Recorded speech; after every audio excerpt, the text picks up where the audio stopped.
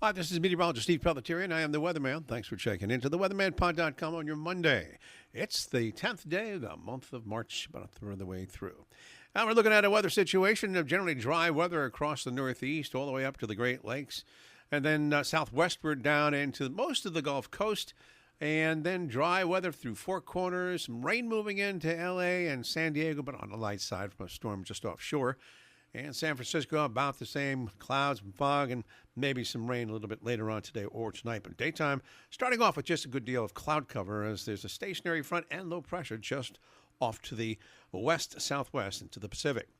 Rainy weather moving into the Pacific Northwest, of course, at the Seattle and Portland area, all looking rainy conditions. There also see some rain around coastal sections of North and South Carolina as an area of low pressure that was over the nation's Rockies during the early portion of the weekend and later Friday. Now that storm is now moving just off the southeast coast, still showing us that the storm paths seem to be in that southerly direction as they have been so far this late winter.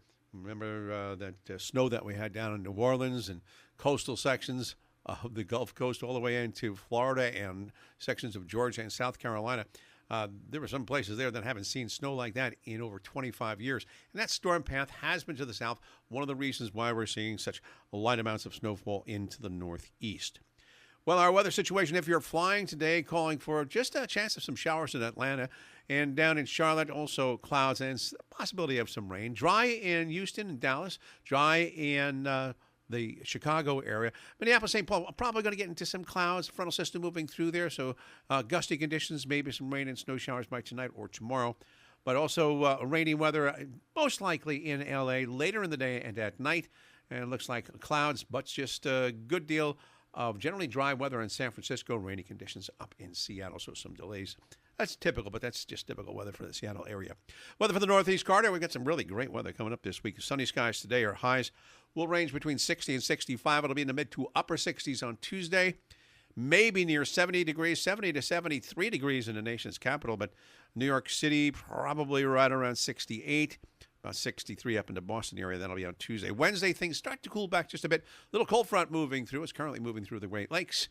Actually the northwestern Great Lakes, and that will be bringing us some cooler weather towards the end of the week, Wednesday and Thursday.